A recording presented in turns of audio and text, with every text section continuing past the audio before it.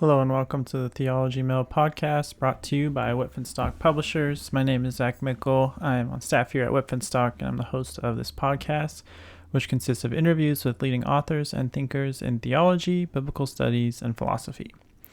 So on this episode, I talk with Dr. Andrew M. Davis. Andrew is the program director for the Center for Process Studies. He's also the author, editor, and co-editor of several books, including most recently with Cascade, the edited collection From Force to Persuasion, Process-Relational Perspectives on Power and the God of Love, which is the book we'll be talking about in this episode. So with that, let's head over to the interview. Thank you so much for listening, and I hope you enjoy this episode.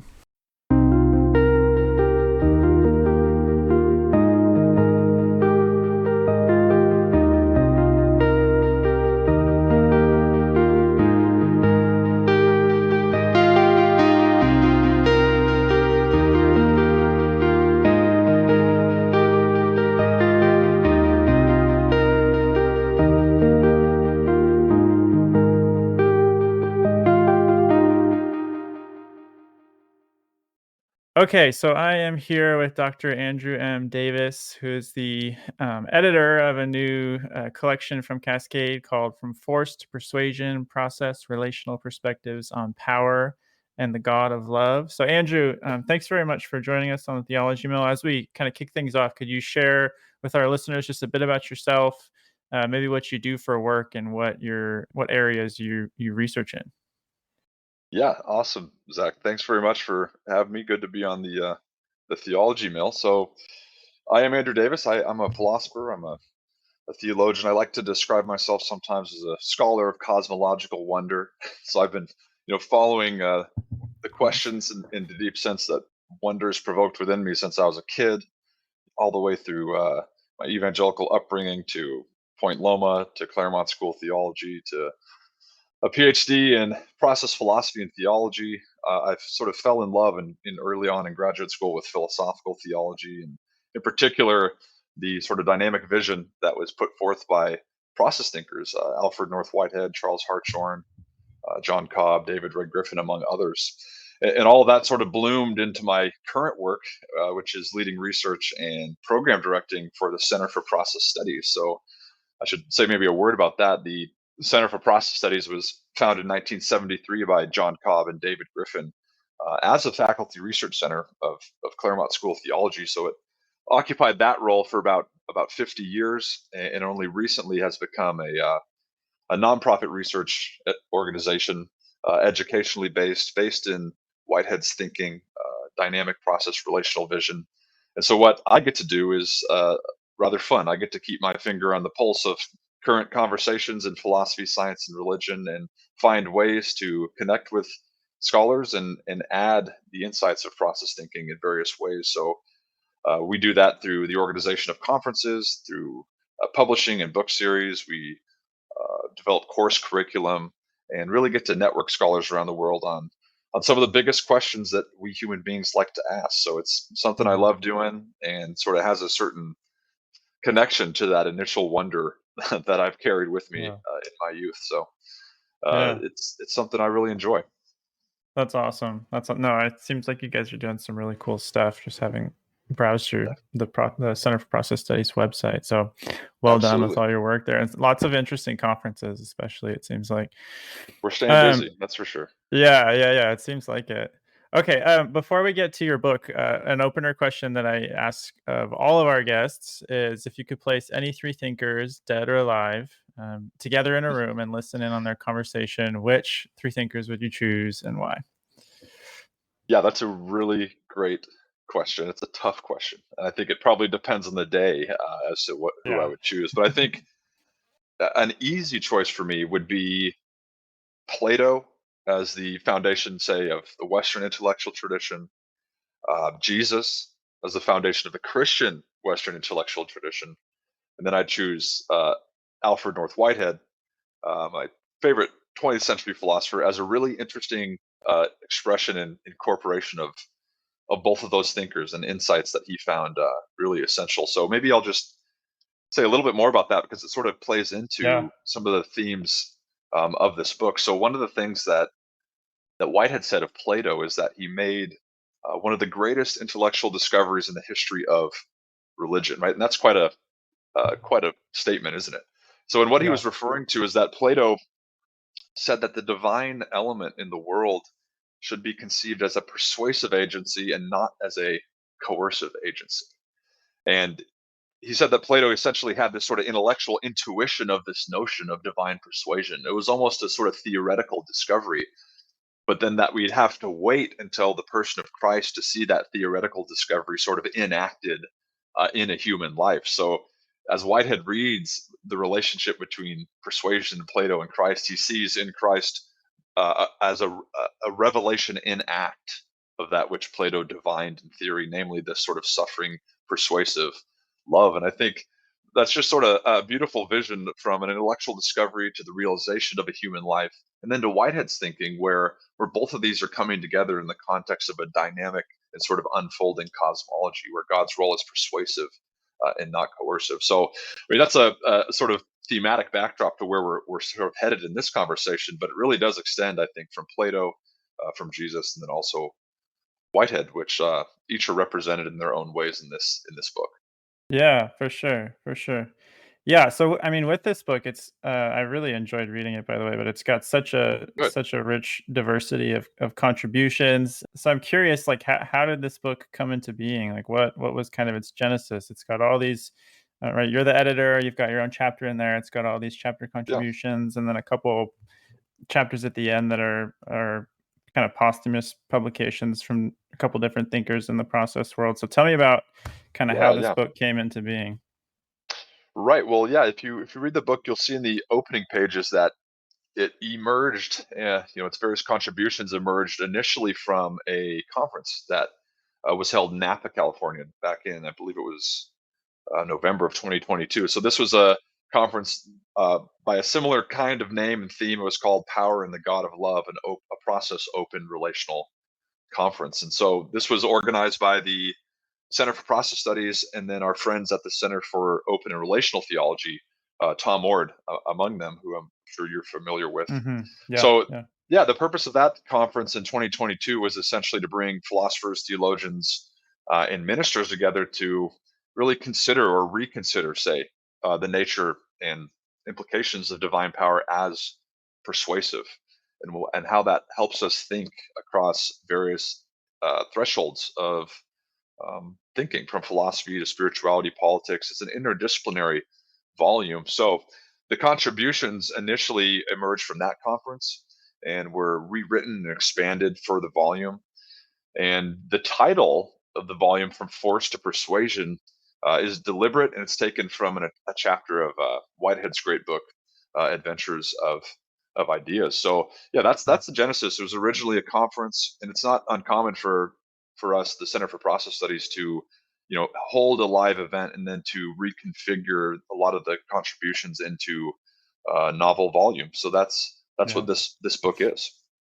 Yeah, yeah, and I should say I haven't mentioned it yet, but it's part of our Perspectives and Process Studies series, which if listeners are interested in process theology or philosophy or want to get into it, it's a great resource for sure. Yeah, Yeah, it's I mean, as I said, growing too. yeah, for sure. Yeah, yeah, yeah. As I was saying though, there's it's pretty diverse selection of chapters, which is really kind of fun. Makes it fun to read, I think.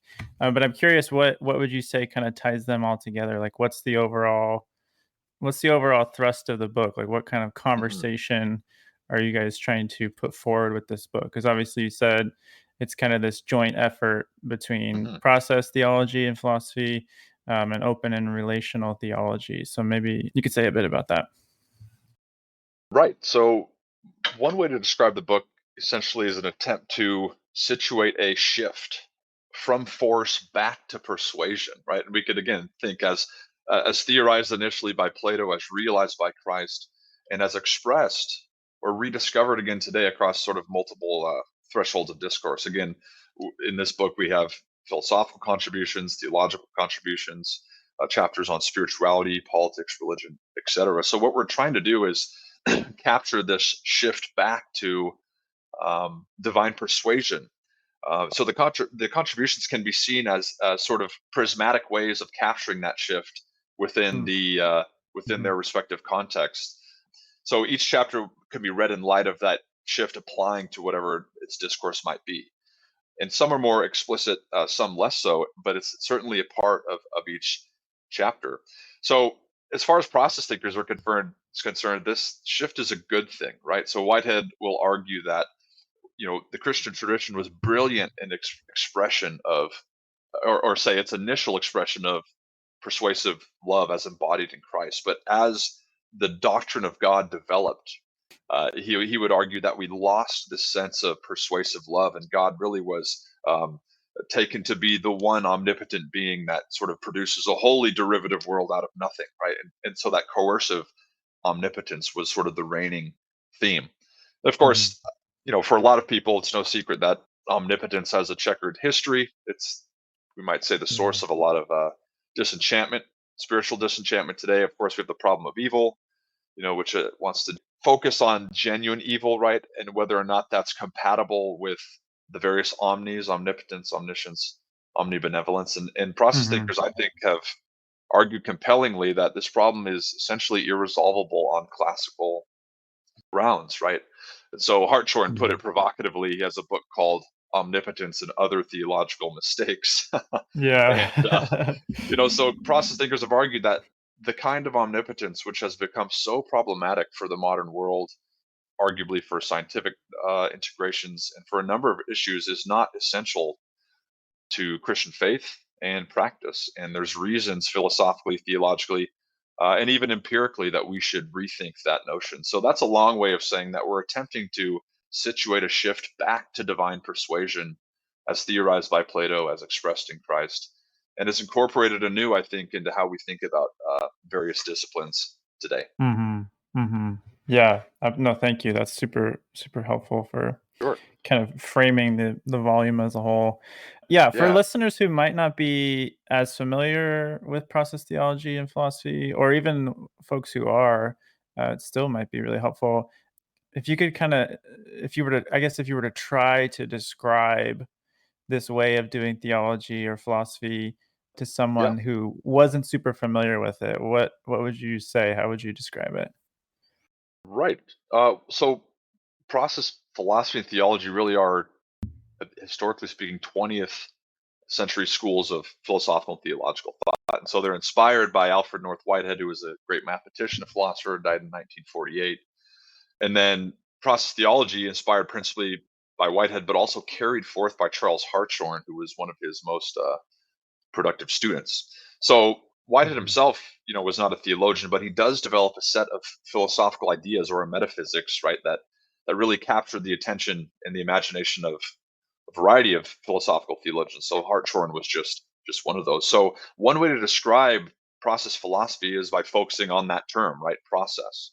So in other synonymous terms, such as becoming, dynamism, change, growth. So process philosophy is based in this conviction that process is primary, that process and becoming is fundamental to reality. So one way I like to express that is just to say that reality is fundamentally verb-like rather than noun-like. And Mm. that this really contrasts to a debate in the Western intellectual tradition, which really viewed the world through noun like substances that did not change, that did not become. So, process philosophy is a metaphysical perspective that inverts this and holds that persistence is an outgrowth of process, but that the world at its most fundamental ontological level is verb like.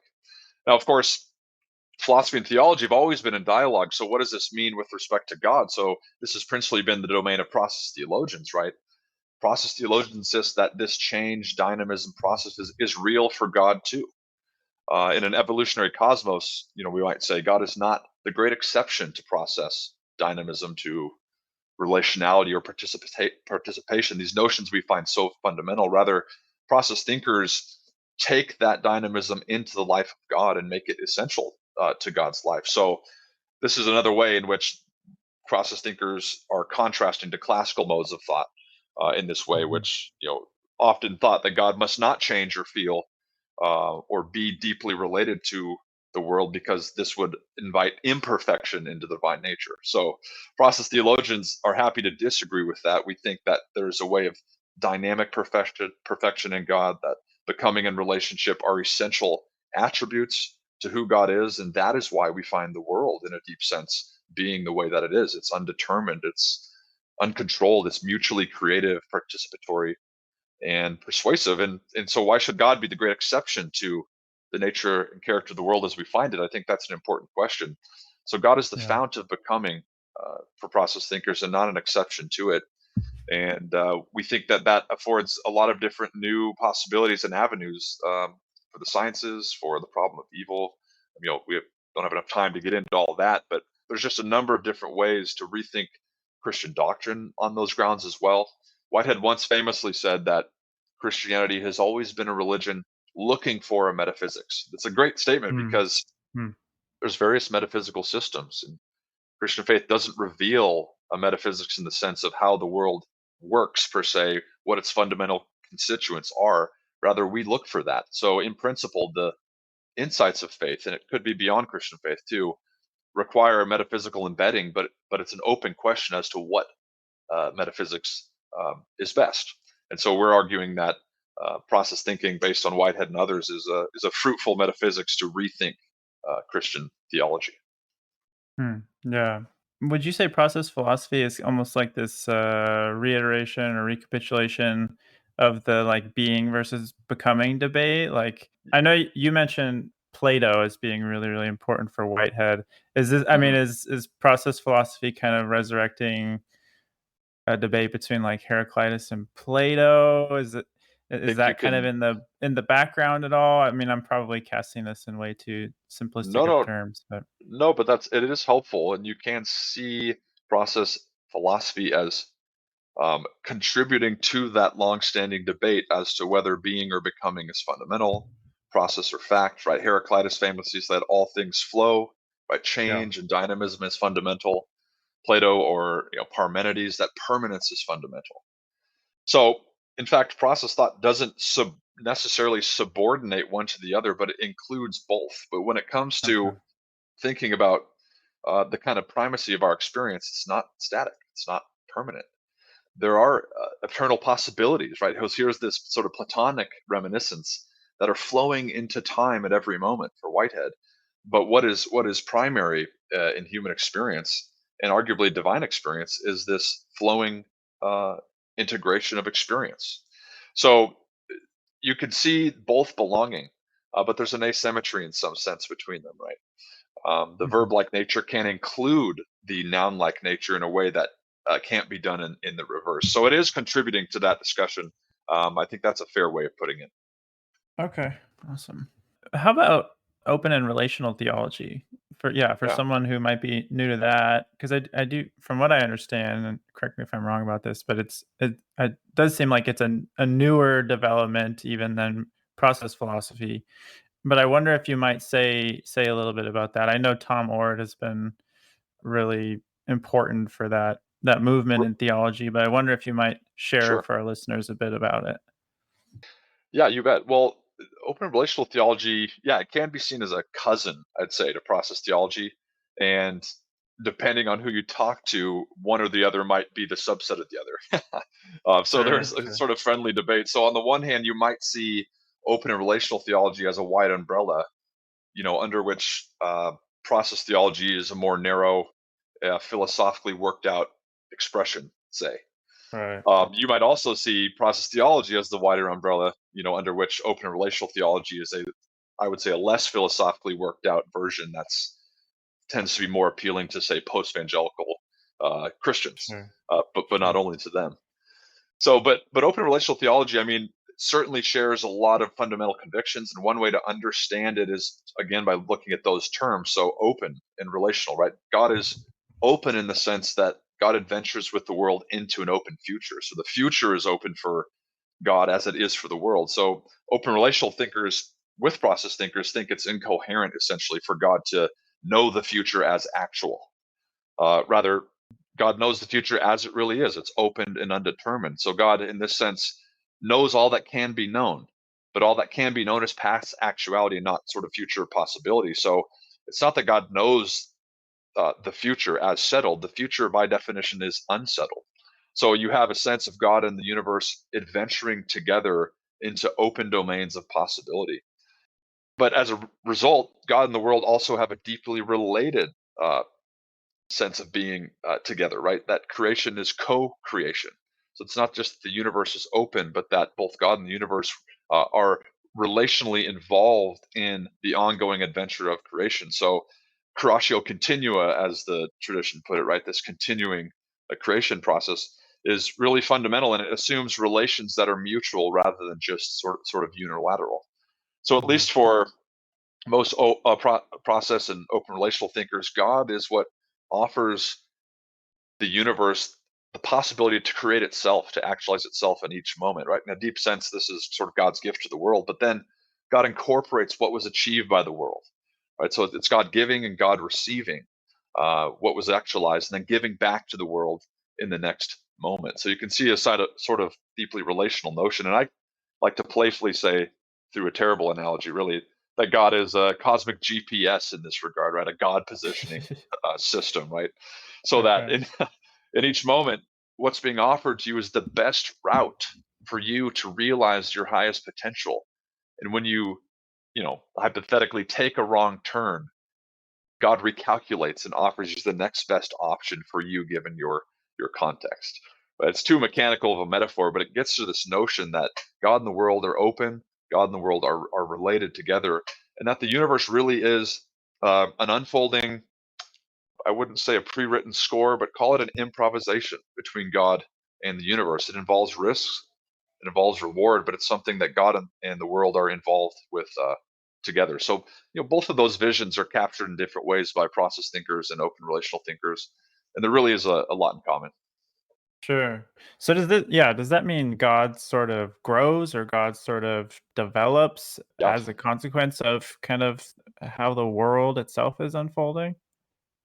Yes. In fact, Whitehead uses the language of growth. It's not that God's changing from being ignorant to becoming knowledgeable. Like these are all the critiques that are thrown at process thinkers. But like God is, if God is really related to the world, then what happens in the world has an effect on God, and God is changed because of what happens.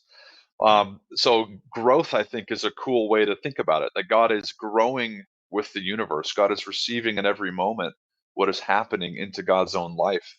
God is uh, digesting, transforming, and offering back new visions of the possible for the world. So God is dynamically involved and becoming. Again, this claim that God should not be the great exception to the kind of character we witness in the world, but God chiefly expresses it, is a phrase you'll often hear expressed by process and open relational thinkers. Whitehead called it God's consequent nature, right? That God is related such that God is involved, becoming, growing in every moment, not just outside the world watching it happen in a static sense, right? This is a Mhm. participatory vision in which becoming, has implications for God's life as well, but not in the way that God is somehow imperfect. So that God exists is something that cannot be changed. That's God's existence. But God's experience is dynamic. It's constantly becoming and changing. We might think of it by analogy with our own, although that would be obviously inadequate. But God's experience is also changing, just as the world is, because God's fundamentally related to the world.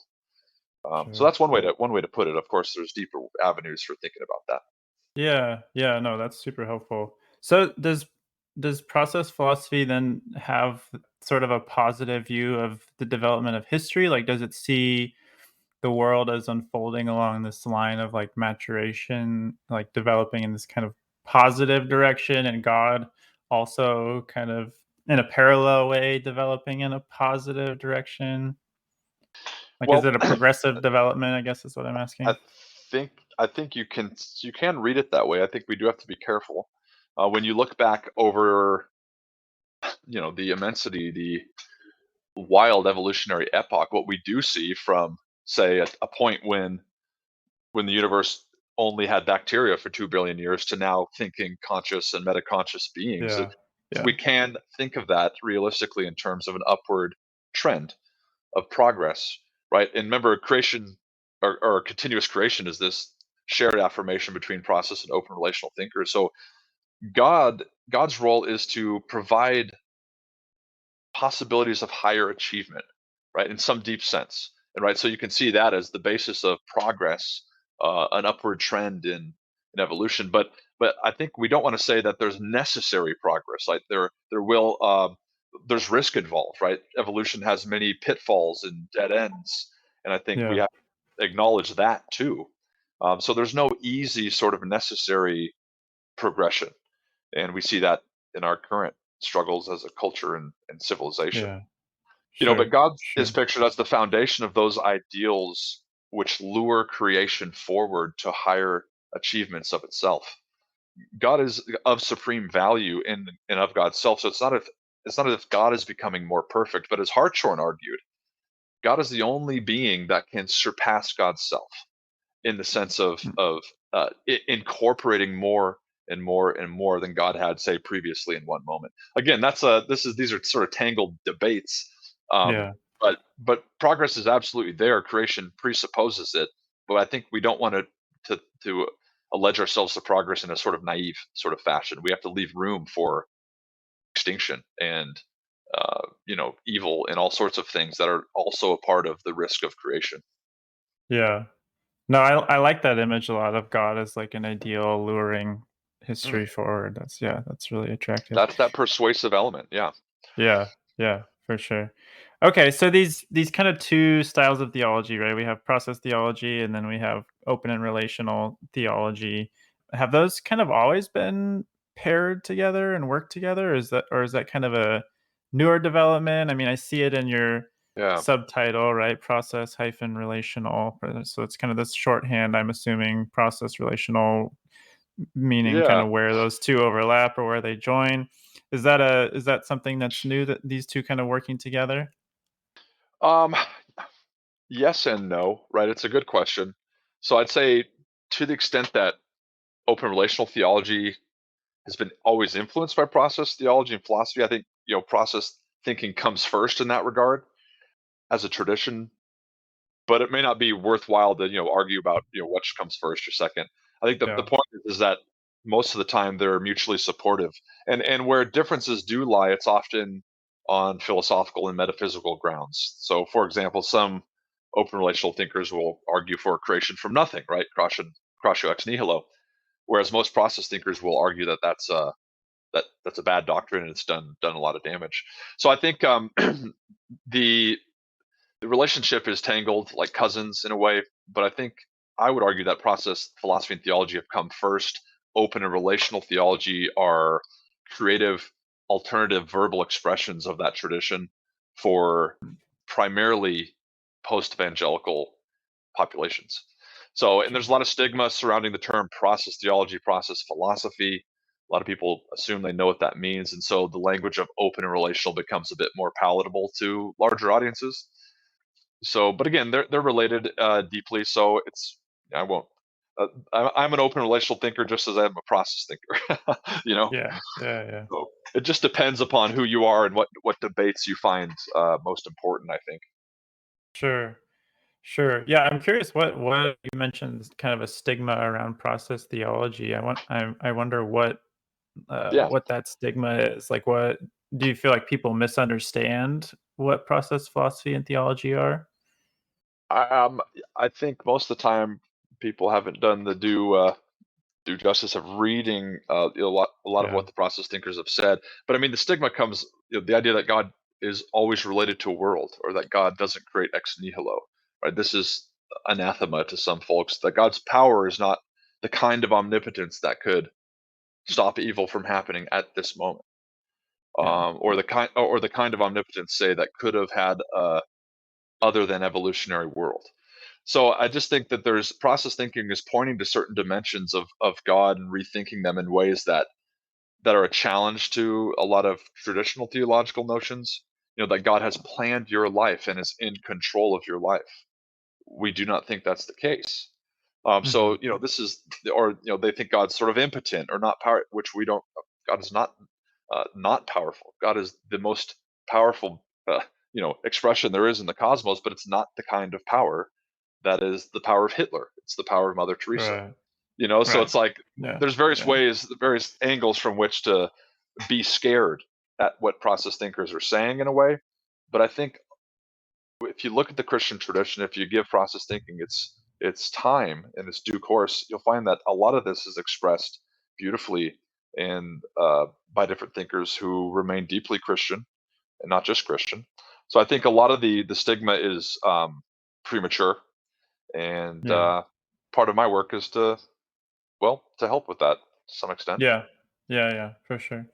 Yeah, Yeah. Okay. So with this book, yeah, I'm interested to hear your thoughts on because yeah, I like the way you structured it. I think it's got a real like sense of building as the book goes, yeah. kind of building on prior chapters. So I'm interested to hear kind of what you would say is sort of the movement that Ah, the book takes or the path that it takes through this kind of material on sure. God's power and God's love. Yeah, so I can give you the basically the structure of the book in one sentence, and the sentence is rethinking divine power from the spirit to the polis to pluralism, axiology, and apocalypse. So I've named essentially the three movements, if you want, of the book. So the first one, rethinking divine power, basically situates reconsidering of divine power through philosophical approaches, theological approaches, and biblical approaches. So rethinking divine power. The second section is from the spirit to the polis, and that's going to focus on different spiritual contributions and also political contributions in light of these different renderings of divine power.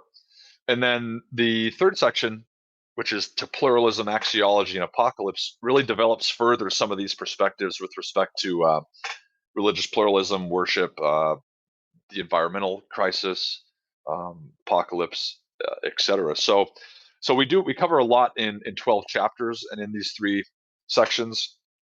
And I think, as you mentioned earlier, we also have an appendix that's titled Prehending the Past. So this Yeah. word prehension is a technical term Whitehead uses, and all it really means is feeling or a kind of grasping through feeling. So the appendix feels the past, as it were, by republishing two historically significant chapters coming from Bernard Loomer, who was a well-respected process philosopher, theologian. He died in about 1985, I think, and also David Griffin, who only recently passed away in 2022. So the book, in fact, I dedicated to Griffin's memory, Griffin's legacy, because of his contributions to this kind of discourse. I mean, he wrote on so much, but he really was a rigorous and wonderful scholar on a lot of these questions, writing on the nature of evil, environmental collapse, spiritual experience, etc. So the book's dedicated to him.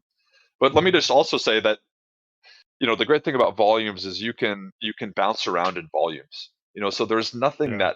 that requires you chronologically to go through all these chapters. I would encourage readers to feel free to bounce around to topics they find more or less appealing to where they're at and their interests. Yeah, for sure. Yeah, I think one of the things that was interesting to me too is that I don't know if this is another case of like kind of a cousin discipline, but there's very Hmm. much there are some chapters at least in here that are drawing also on like depth psychology, Yeah. like drawing on like Jung, but there's also like kind of integral studies, almost this like Shambhala kind of Uh-huh. feeling type of work. And I know Matt Siegel is one of the contributors, and obviously he works at the what Yep. is it, the California Institute of Integral Studies or something like that, Right. which kind of operates at I think at kind of the intersection of a lot of these different discourses. But yeah, I'm curious, like, are those also kind of seen as cousin disciplines? Like, are these Good. voices also kind of a part of the broader conversation going on here? I would say absolutely. Integral philosophy. If you look at you know introductions, say, to integral philosophy, they'll often have a history section. You have Whitehead named, you have Teilhard de Chardin. So the foundations of a lot of these different schools of thought, whether it's integral, process, open relational, often go back to Whitehead and to others. So I think that is another example of a cousin. And I think it's you bring up a good point of just saying that process thinking is a wide net under which we can include integral thought in a deep sense, and various modes of thought. Matt Siegel is a good friend, certainly an excellent process philosopher and theologian. But you're right, the Integral California Institute for Integral Studies includes much more than just process thinking.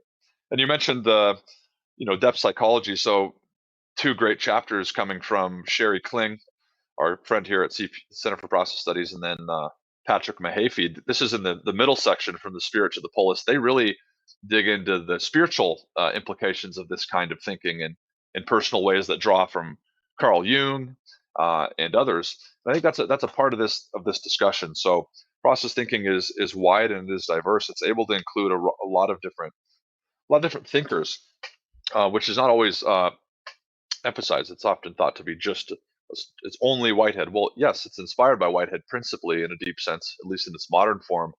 But there's a lot of other thinkers who have adjacent or similar kinds of insights that we also want to include. And so we have some of that certainly in this book. Yeah, for sure.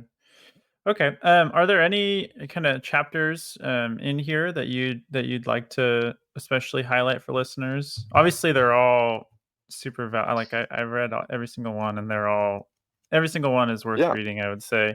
But are there any that you'd sure. especially like to draw out in this episode? Well, so I just pointed to the I think it's chapters 5 and 6 of the middle section there on the spiritual dimensions of this discussion. Really think those are valuable. But again, I'd say agree with you. All the chapters are really wonderful. It depends on the reader's interest. So the first section really is targeting more philosophical and theological issues. So the first chapter by Dan Dombrowski argues that omnipotence is a philosophical mistake. So he's sort of playing on Mhm. Hartshorne's, take that omnipotence is a theological mistake. So he lays out different reasons why philosophically this notion, long-standing notion of omnipotence, is sort of incoherent. Tom Ord argues that omnipotence is not found in Scripture, right? So he'll make a large case for that in the first section. And then Matt Siegel and Timothy Murphy are venturing into certain political domains of discourse in the middle section. And I think if you have questions of religious pluralism, right, there's two chapters that are going to be relevant in the final section. And so it just depends. It just depends. Yeah. There's a whole meal here to uh, Yeah. to survey, and it depends on where the reader's interests lie. But they're all great Yeah, yeah. chapters, Yeah, several courses to be had most here for definitely. sure. Yeah, Okay. Yeah, I do want to talk a little bit about your own chapter. sure. You're working with this question that Rabbi Harold Kushner presented, which he asks, what sort of God is worthy of worship, Hmm. and that's kind of a driving force in your chapter. So Yeah. what is that? What is does that question or similar questions to that, do those have a history within process philosophy or theology? This idea of what makes God worthy of worship, or what sort of God is worthy of worship? Yeah, absolutely. Yeah. The title of this chapter is God, Value, and Ontological Gratitude on the axiological foundations of worship. And so, what I'm attempting to do is to return to this question, which has been historically significant for process relational thought, right? What kind of God is most worthy of worship? And you're right. This question certainly was posed by Rabbi Kushner, and he did so actually in dialogue with process thinkers. In fact, the Center for Process Studies hosted Rabbi Kushner years ago in Claremont Mm. to discuss his best-selling book at the time. What was it? Why Bad Things Happen to Good People. And you can find that, I think, on the Center for Process Studies YouTube channel. But of course, the question is deeper than just Kushner. So arguably, that God be worthy of worship is essential to the very definition of what it means to be God. And so for the process tradition, from Whitehead to Hartshorne to David Griffin, they've all insisted on this in different ways. So I love one statement Whitehead gives. He says, worship is not a rule of safety. In other words, it's not something you do to appease, say, ambiguous divine powers that might crush you if you don't. Right? It Yeah, rather, yeah, he says, it's an adventure of the spirit. And I love that because it's as if worship is a natural response of the spirit to something of supreme intrinsic value and intrinsic worth. So there's much more we could say, but I'm returning to this debate about the kind of God that's worthy of worship and trying to add something novel to that discussion. sure. Yeah. No, yeah, it's interesting because in that chapter, you're also working with these ideas of divine necessity, right? So, like, Right. why God's Right. existence is necessary. Yeah. Yeah, what's kind of the vision you lay out for divine necessity in your chapter? And then Okay. also, yeah, no small questions here on this podcast. I apologize, but also, what is the idea of ontological gratitude, which obviously is important for your chapter? What does that have to do with kind of the vision of divine necessity that you're presenting? Yeah. Nice. Yeah. Oh, I'm all for the big questions. I'm glad you're including them.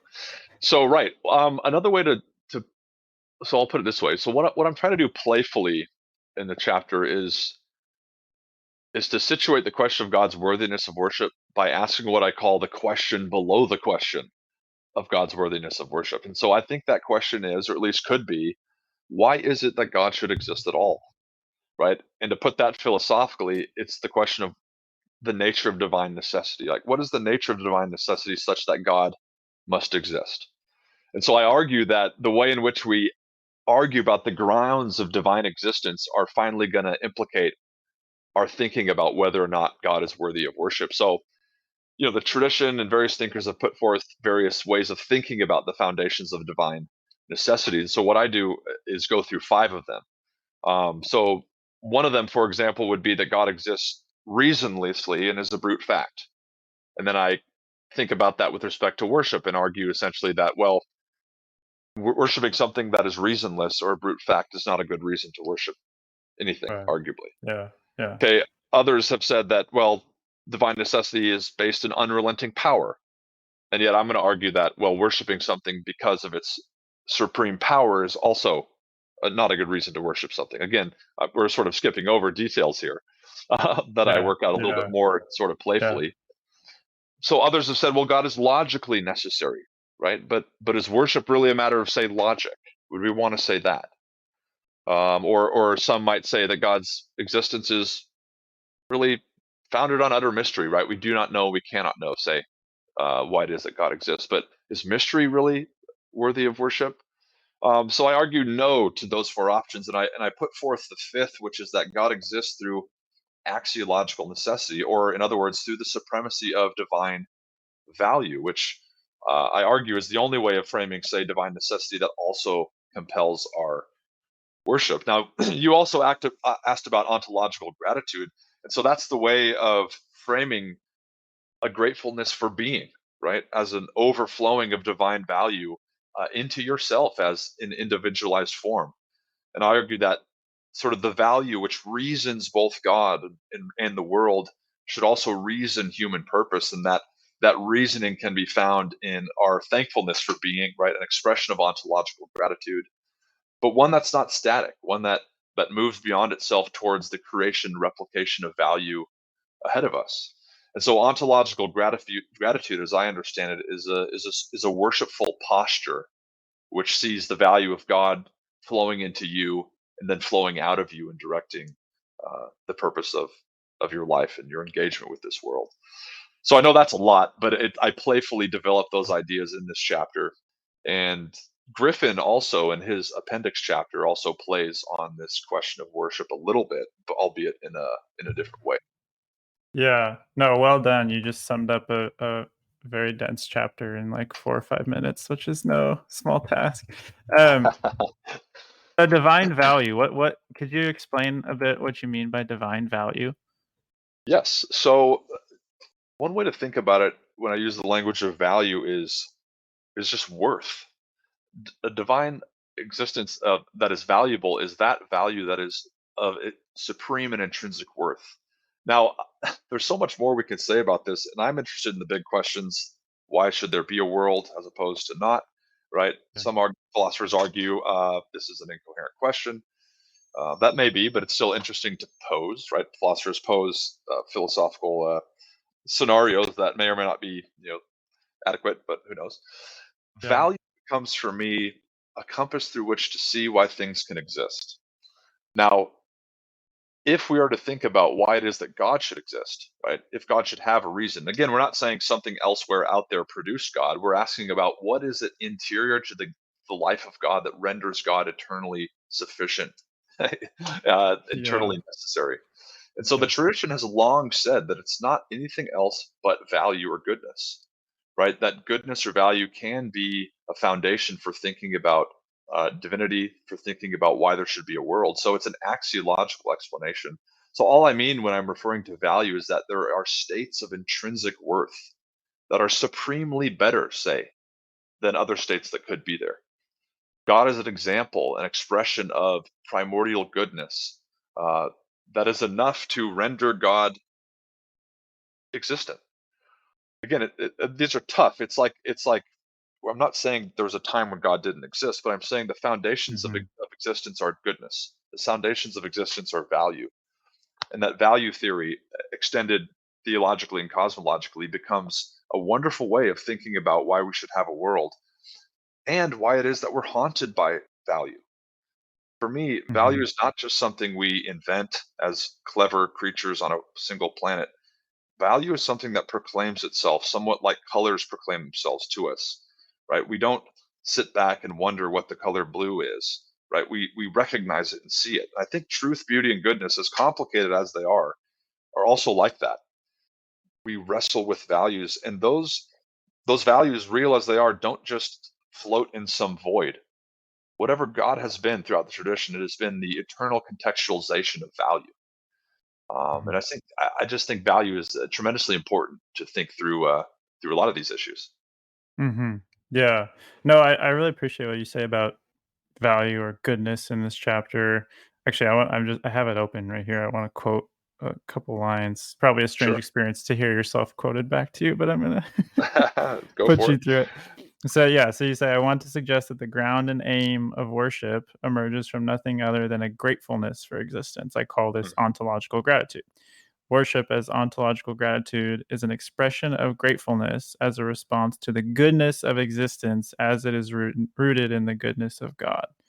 Yeah. So yeah, I really like this relation of the goodness of existence and the goodness of God, and the kind of what you're talking about like the creative aspect of Yeah. how Yeah. we create value that sort of overflows from the goodness of God and the goodness of His creation. Yeah. Any last Yeah. things you'd like to say before we wrap things up? Well, I just think that's so very important, and obviously there's other values too, right? There's aesthetic values, there's rational values, there's moral values in terms of goodness, there's values of utility, right? We could argue a whole Yeah, hierarchy of values that are really present to our experience, yeah, and our culture is arguing about them ad nauseum. But the image, yeah, that I'm attempting to put forth is that the universe emerges out of a call towards value. It's achievement, it's contemplation, it's appreciation. We do this with art, right? Beauty. We just don't purely invent beauty. I mean, art has a way of creating beauty, but we recognize the beauty of a sunset. And even behind value, before anything was actual, if you want to put it that way, there's possibilities of value that are necessary.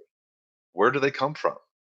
Right? They're there in some sense. And what I'm suggesting with the tradition is that part of what it is to be God, to have a divine nature, is to be the infinite ground of possibility and value. And the evolutionary process, the cosmic evolutionary process, is the context in which those values are wrestled into being. And I think God's aim, to return to the theme, is to persuade and to lure us towards the highest actualizations possible, um, mhm, given the context, our own context, the cosmic context, etc. And I think it's an adventure that we're invited into, to create and to replicate and create value ourselves. And I think it's the adventure of a lifetime, and mhm. offers us a lot of ways of thinking why there should be a world too. But there's other works I could mention by myself and others on that theme. So Yeah, for sure. Okay, awesome. Yeah, one thing I like to do as I close each episode is just to give my guests a chance to share any works they have in progress. So, is there anything you're yeah, working on? Anything you'd like to plug here? And then also maybe where sure. can listeners find you or learn more about your work? Yeah, well, yeah, I'm staying very busy with writing and different conferences on the horizon. I'd say in terms of book projects, Elia Delio and I have an edited volume coming out titled Whitehead and Teilhard, from Organism to Omega. And that's Oh, based on nice. a conference we did at the Center for Christogenesis last September. So that should be out in the new year. I also have the second volume in my emerging anthology of spiritual memoirs series with Monkfish Book Publishing Company, and that's titled "How I Found God in Everyone and Everywhere." an anthology of spiritual memoirs, and that's been a fun project over the years. The second volume will be out early, I think, January, and the purpose of that series is to showcase different spiritual narratives, personal spiritual narratives, written by different philosophers, theologians, spiritual leaders, culturally, et cetera, et cetera. And each chapter is a different personal rendering of a spiritual narrative, and what was lost, what was gained, and what was discovered. So that book's coming out. It's catered towards group discussion. Excited about that. Nice. I work in exo philosophy and theology. There's a volume on the way thinking about other worlds and extraterrestrial life in the context of process thinking and value theory. And of course, I'm constantly trying to finish my Intro to Whitehead book, which is slowly on the horizon. Trying to Nice. do that this winter, hopefully, and that's going to be the next go-to introduction to Whitehead's philosophy, hopefully for undergrads and graduates. And so, if people want to follow up on me, if you go to andrewmdavis.info, you can subscribe to my website there or to my YouTube channel as well. And I try to keep that updated. You can send me a message as well. And the last thing I'll say is I'll return to what you said earlier, was that this book, Forced to Persuasion, is a example of what we do in the Perspectives in Process Studies series. So to anybody listening who's working in process thought in different ways, and you want to find an avenue for publishing, we'd love to hear from you and consider maybe publishing your work. So just stay tuned with Cascade and the Center for Process Studies, and we can Yeah. make it happen. Awesome. Awesome. Yeah, we'll leave links in the show notes to all the things you just mentioned and to the book itself. So the book is From Force to Persuasion, Process-Relational Perspectives on Power and the God of Love. Andrew, thank you so much for taking the time to chat today. It's been fun learning from you. Zach, thank you. My pleasure.